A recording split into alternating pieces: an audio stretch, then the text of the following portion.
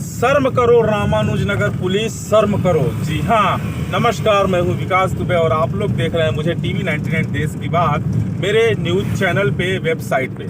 दोस्तों, मैं रामानुजनगर पुलिस को बोल रहा हूँ शर्म करने के लिए, तो निश्चित रूप से उसके पीछे बहुत बड़ा गहरा राज होगा और उस राज का पर्दाफाश मैं आपके सामने अब करने वाला हूँ। दोस्तों, हमारे रामानुज में शनिवार के दिन यानी आज से ठीक 145 घंटा पहले एक बहुत बड़ा घटना घटा है और वो घटना है एक 6 साल की नाबालिग बच्ची का दैहिक शोषण या बलात्कार कह लें या सिर्फ एक 6 साल की बच्ची के साथ। इस घटना के बाद रामानुजनगर की पुलिस, सूरजपुर की पुलिस, जिसकी जवाबदारी बनती है कि वो उस अपराधी को पकड़े, जल्द से जल्द पकड़ के उस दरिंदे अपराधी को गिरफ्तार करे, कानून के हवाले करे, हवालात की हवा उसको खिलाए। पुलिस यह कह रही है उस बच्ची के बाप के साथ, यह बोल रही है कि तुम ही अब आरोपी को ढूंढो, आरोपी को ढूंढने के बाद हमको सूचना दो, पुलिस उस आरोपी को जाके 2 घंटे के अंदर पकड़ के ले आएगी। सोचिए दोस्तों, कितना शर्मनाक बात है ये रामानुजनगर पुलिस के लिए, जो अपराधी को पकड़ने के बजाय जो पीड़ित पक्ष है उसके पिता को ये कह रहे हैं कि आप ही अपराधी को ढूंढो, हम उसको पकड़ के ले आएंगे। कितना बड़ा सवाल है और कितना बड़ा शर्म की बात है सूरजपुर पुलिस के लिए, रामानुजनगर पुलिस के लिए, कि वे लोग अपराधी को 145 घंटा बीतने के बाद भी पकड़ नहीं पाए। अब मैं पूरा मामला आपको बता देता हूं दोस्तों। शनिवार के दिन लगभग 10-11 बजे के आसपास एक व्यक्ति जो अपराधी है, जो इस जघन्य अपराध को अंजाम दिया है, वो उस लड़की के घर में आता है। वहां पर आने के बाद सामान्य रूप से घर वालों से जान पहचान परिचय करता है। परिचय करने के बाद 3 घंटा तक उस घर में बैठा रह जाता है। गांव के बेचारे भोले भाले लोग, इतना किसी के मन में इतना ज्यादा पाप बसा हुआ इसको नहीं समझ पाए और वे लोग उस व्यक्ति को बैठा के पानी उनी पिला के सामान्य रूप से अपने घर का काम काज करने लगे। और वो दरिंदा, उस दरिंदे को तो अब मीडिया हालांकि फैसला नहीं कर सकती उसके साथ क्या होना चाहिए, लेकिन आप लोग अपने दृष्टि से खुद सोचिए दोस्तों कि उसके साथ क्या होना चाहिए। उस दरिंदे के मन में इतना पाप समाया था कि वो लगभग 2 घंटे के बाद उस बच्ची को, जब उसके माता पिता अपने अपने काम में व्यस्त हो गए, अपने साथ मिठाई खवाने के नाम से अपने साथ साइकिल में बैठा करके लेके गया और लगातार उसके साथ लगभग 1 घंटा तक घिनौना कार्य करते रह गया। तो उसके बाद उस अपराधी का हौसला देखिए दोस्तों कि उस बच्ची को लेकर के बाकायदे घर आता है और घर में जब वो बच्ची आती है तो बच्ची सिसक रही होती है, रो रही होती है।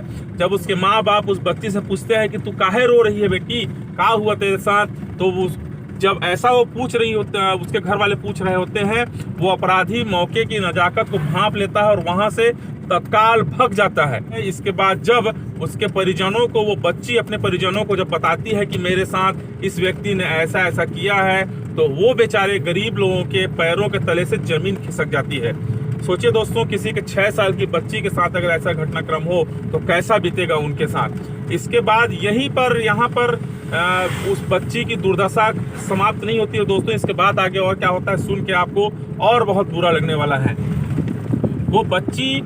उस बच्ची को लेकर के उसके माँ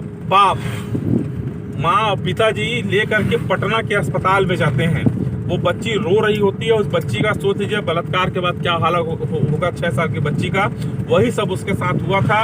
वो बच्ची को जब पटना के अस्पताल में ले जाया गया तो पटना के अस्पताल में जो भी वहाँ के स्टाफ थे, जो भी चिकित्सक थे, जो भी थे, वो सीधे बोलते हैं कि इस बच्ची का इलाज हम यहाँ नहीं कर सकते, इसको लेकर के आप लोग उच्च अस्पताल में यानी कि सामुदायिक स्वास्थ्य केंद्र रामानुजनगर में जाइए।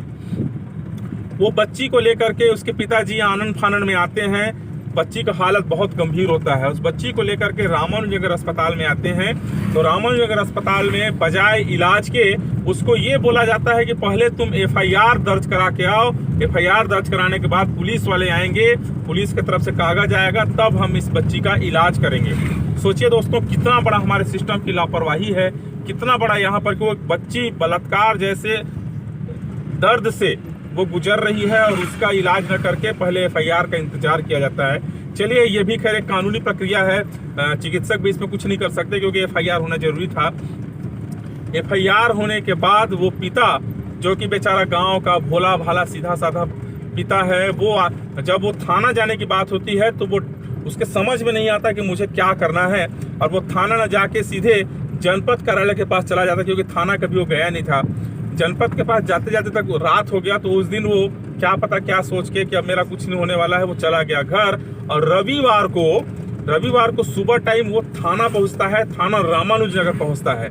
और यहाँ पहुंचने के बाद उसको 2 सिपाही थाने में मिलते हैं। और सिपाही लोग जब ये सुने कि ऐसा ऐसा घटनाक्रम हुआ है, वे लोग बोले कि ठीक है चले हम तुम्हारा कार्रवाई करते हैं। और उन लोग टीआई साहब के पास जाते हैं और टीआई साहब एफआईआर दर्ज करने की बात करते हैं। एफआईआर दर्ज हो जाता है। इसके बाद टीआई जो रामानुजनगर के थाना प्रभारी हैं, वे प्रारंभिक रूप से कार्रवाई करते हुए अपराधी को पकड़ने के लिए उसके घर तक जाते हैं। लेकिन वहां जाने के बाद पता चलता है कि वो अपराधी वहां से गायब हो चुका है। फिर रामानुजनगर की पुलिस वापस आ जाती है। वापस आने के बाद 1 दिन 2 दिन, यानी कि मैं सोमवार मंगलवार को बोल लूँ कि 2 दिन रामानुजनगर की पुलिस अपने तरफ से थोड़ा बहुत प्रयास करती है कि उस अपराधी को पकड़ लें। लेकिन सोचिए दोस्तों, इतने बड़े जघन्य अपराध में थोड़ा बहुत का प्रयास क्या काफी हो सकता है? इसके बाद दोस्तों इससे भी ज्यादा बुरा क्या होता है कि मैं जब कल परिजनों से बात किया, परिजनों से मोबाइल के माध्यम से मैं बात किया, तो उस लड़की के परिजन मुझे ये बताते हैं दोस्तों कि जो रामानुजनगर के प्रभारी हैं, उनका कहना है कि देखो यार, हम लोग तो बहुत कोशिश अपने तरफ से कर लिए, वो अपराधी हम लोगों को नहीं मिल रहा है। अब तुम खुद प्रयास करो, खुद अपने परिजनों को बोलो कि उस अपराधी को ढूंढें। और उस अपराधी को ढूंढने के बाद अगर आप लोगों को अगर अपराधी दिख जाता है, पता चलता है कि वो कहाँ पर है, तो हमें सूचना दो फोन के माध्यम से। हम आधा से 1 घंटा 2 घंटा के अंदर उस अपराधी को पकड़ के ले आएंगे।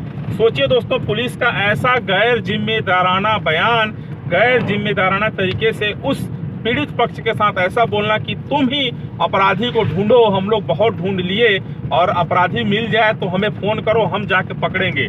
कितना शर्मनाक बात है दोस्तों।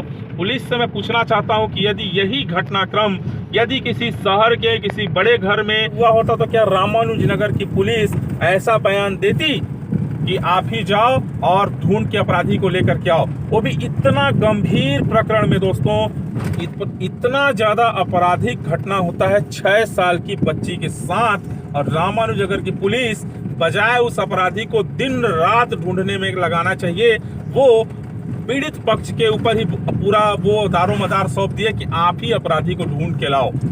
रामानुजनगर पुलिस को दोस्तों शर्म आनी चाहिए। इतनी बड़ी घटना के बाद भी उसके द्वारा अभी तक 145 घंटा बीत गया और एक अपराधी पकड़ में नहीं आ रहा है। तो यहाँ की पुलिस की कैसी व्यवस्था है, यहाँ के पुलिस की कैसी कार्यप्रणाली है, सभी को समझना चाहिए। और मुझे तरस भी आता है दोस्तों, हमारे यहाँ के जनप्रतिनिधि हैं, महिला संगठन हैं, यहाँ के बड़े बड़े लोग जो समाज सेवक बनते हैं, वे लोग इतने बड़े गंभीर मामला में भी अभी तक चुप्पी साधे हुए हैं।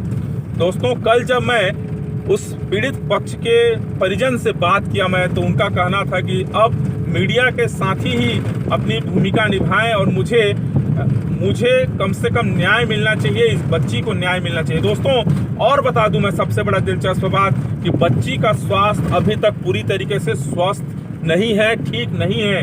बच्ची अभी भी बहुत अच्छे तरीके से बात नहीं कर पा रही है, डरी है, समी है। स्वास्थ्य विभाग के ऊपर भी एक बहुत बड़ा प्रश्न चिन्ह उठता है दोस्तों कि इतना बड़ा घटनाक्रम हो जाने के बाद भी बच्ची को बजाय उसके इलाज करने के थोड़ा सा बस एफआईआर दर्ज करने के नाम पे करा के लेके आओ, उसके घर भेज दिए। शर्म आने चाहिए सूरजपुर जिले के प्रशासनिक अमला को दोस्तों, क्योंकि एक बहुत बड़ा घटनाक्रम इतना सरल तरीके से बीत जा रहा है। पुलिस और स्वास्थ्य विभाग अपनी जिम्मेदारी से भाग रहा है। मैं इस समाचार के माध्यम से सभी लोगों से बोलना चाहूंगा, बताना चाहूंगा दोस्तों कि इतने बड़े अपराध में भी यदि अब आप लोग उस पीड़ित पक्ष का साथ नहीं निभाए तो क्या होगा, कैसे होगा? क्योंकि हम लोगों ने बहुत बड़े बड़े घटनाक्रम देखे हैं। दिल्ली में हुआ था, निर्भया कांड हुआ था, पूरा देश उबल पड़ा था। दोस्तों, यहाँ पर तो एक छोटी सी नाबालिग बच्ची का बात है। क्यों नहीं कोई जनप्रतिनिधि उस पीड़ित पक्ष के यहाँ जा रहा है? क्यों नहीं कोई प्रशासनिक अमला उस पीड़ित पक्ष के यहाँ जा रहा है और उस अपराधी को पकड़ रहा है?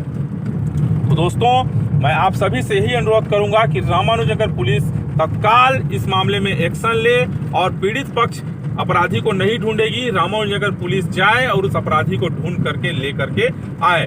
अभी के लिए ताजा अपडेट यही है दोस्तों कि वो अपराधी फिलहाल फरार है, वो अपराधी गायब है। अब वो रामानुजनगर पुलिस के संरक्षण पे गायब है कि पुलिस ढूंढ पाने में पूरी तरीके से असफल है। ये अब देखने वाली बात होगी कि हमारे इस समाचार के बाद पुलिस आगे क्या करती है। फिलहाल के लिए इतना ही। आगे और इस मामले में जो भी अपडेट होगा मैं आप लोगों को देते रहूंगा।